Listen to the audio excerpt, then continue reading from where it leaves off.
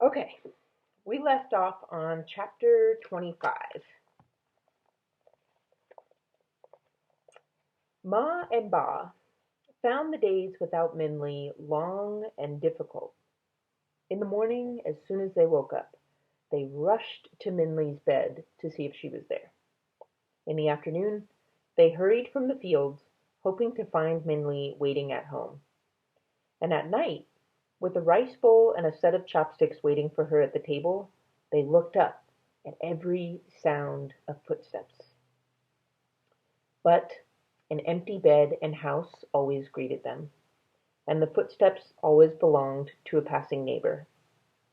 While Ma's anger had disappeared with the goldfish man, she grew a little thinner and paler every day, and Ba's eyes no longer twinkled. And one evening, in the middle of the night, Ba woke up alone in bed to a voice calling. "Wake up, old man," the fish said. "Wake up! Your wife needs you." Ba quickly rose and looked for Ma, who was sitting by Minley's bed. In the stillness of the darkness, Ma shook with sobs. "Oh, wife," Ba said softly, sitting next to her. Ma turned to him, her face shiny from wet tears. "What if Minley never returns?" Ma said. "What if we are always without her?" Ba put his hand over his face, brushing away the tears that were starting to form in his eyes. "I don't know," he said. "Neither do I," Ma said, and she buried her face in Minley's bed, crying in despair. Ba stroked her hair as she wept, occasionally closing his eyes as he fought his own gloom. Finally, as Ma's crying slowed and calmed, Ba said, "Do you remember the story I told you about the paper of happiness and the secret, which was one word written over and over again? You guys remember that story?" The back of Ma's head nodded, and Ba allowed himself a small smile. "I had thought a long time about what that word could have been," Ba said. "Was it wisdom or honor, love or truth? For a long time I liked to think that the word was kindness." Ma's face remained hidden in Minley's bed, but her sobs had stopped, and she could tell that Ba was listening. Ba could tell that she was listening. "But now," Ba said, "I think perhaps the word was faith." A faint gray light seeped into the room as if the moon was escaping from the clouds. Ma lifted her head and looked at Ba again. She wiped her eyes with her sleeve and gave a small, sad smile. "Perhaps," she said, "perhaps you are right." And she placed her hand, wet with tears, in his. Chapter 26. The next morning, Minley woke up alone under a heavy, rich blanket. Even though she was on the floor of the garden pagoda, she had slept comfortably, and as she sat up she realized that was probably due to the silk pillows she had been lying on. The soft sunlight cast leaf shadows across her face, and the wind made gentle ripples in the moss-colored lake in front of her. The imperial garden was just as beautiful in the day as it was by night. On one side of her lay a small table with a small pot of tea, a bowl of rice porridge, and tea-stained eggs. Breakfast, Minley thought to herself. But before she reached for it, she saw that a yellow brocade traveling bag lay on the other side of her. Inside the bag, Minley found her humble blanket, her rabbit rice bowl with the needle and bamboo piece, chopsticks, a generous supply of cakes, and her hollow gourd full of fresh water. On the very top lay the gold-threaded pouch that held the ripped page of fortune. Minley took the pouch and she held it with two hands. Well, I have the borrowed line, Minley thought. At least, I hope it's the borrowed line. So, after a quick breakfast, Minley quietly left the pavilion. Part of her was tempted to explore the mosaic walkways through the jewel-colored leaves, but she knew being discovered by one of the king's counselors would be disastrous. Also, she knew Dragon was patiently waiting outside the city, so, using the king's secret door, Minley carefully left the garden and walls of the inner city. When she was out of the garden, Minley realized it was very early morning. The outer city was still sleeping. The stands were bare and the umbrellas were closed.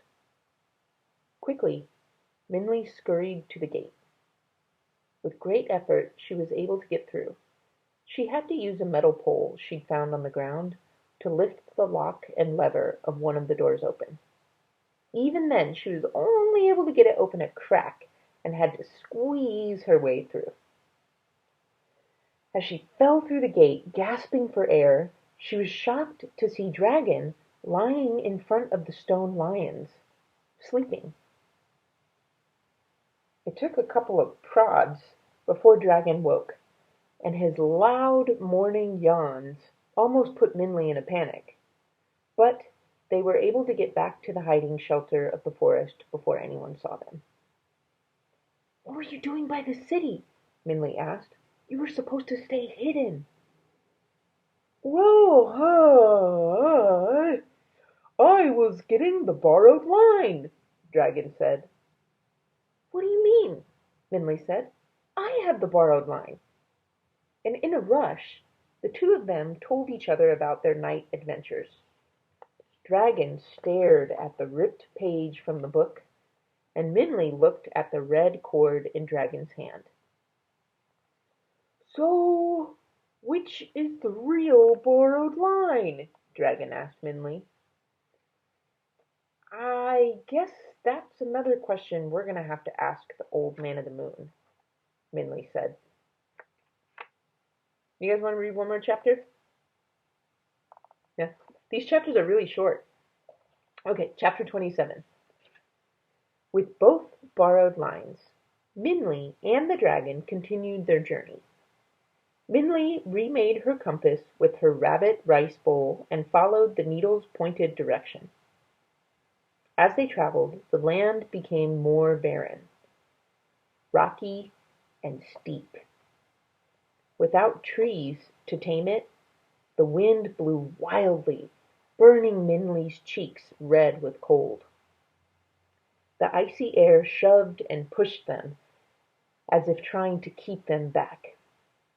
Late in the afternoon, after traveling up stony ground, Dragon made a noise. "Look up ahead," he said.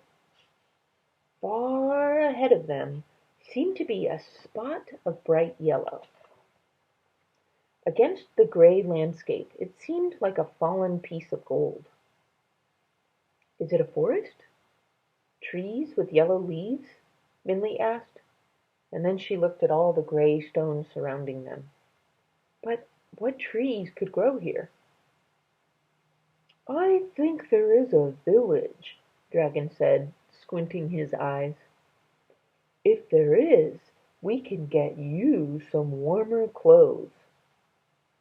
Even though the cold hadn't bothered the dragon, he had noticed Minley was shivering. "We won't reach it before night," Minley said, "but I think there's a cave up ahead. Let's stay there for tonight, and tomorrow we'll try to reach the village, or whatever it is." The dragon agreed, so they made a camp in the cave. The king's supply of traveling cakes saved her and Dragon from hunger, but Minley wished for the thick silk blanket. Even in the shelter of the cave, away from the wind, the earth was stark and cold. Minley built a fire as quickly as she could and sighed as its warmth slowly heated the air. But that night, Minley could not fall asleep. Even with the dragon snoring behind her, the fire crackling, and her blanket around her shoulders, her eyes did not close. Like the stone dust that the wind blew, thoughts kept circling in her head. Anybody else ever have nights like that, where you're thinking, thinking, thinking, and you can't sleep? She kept thinking about Ma and Ba and the orphan buffalo boy. With pangs of guilt, she thought about how Ma and Ba pushed her to go home early from the field, how her rice bowl was always the first one that was filled, how every night when she went to sleep in her warm bed, she knew where they were, and how worried they must have been that now she was not. The buffalo boy didn't have that. Instead, he had a dirt floor, a pile of grass for his bed, a muddy buffalo, and a secretive friend. Yet he still turned away her copper coin and laughed in the sun. Minley couldn't quite understand it, and somehow felt ashamed. But just as Minley shook her head with confusion, there was a sudden sound outside the cave. What was that? She cocked her head. There it was again, like a low grumble of thunder. Was it going to rain? Minley quietly got up and slipped out of the cave to see. But when she got outside, she screamed. The noise had not been the grumble of thunder. It had been the growl of a tiger. The giant tiger snarled and then jumped right at Minley. And that is where we stop for today. The suspense!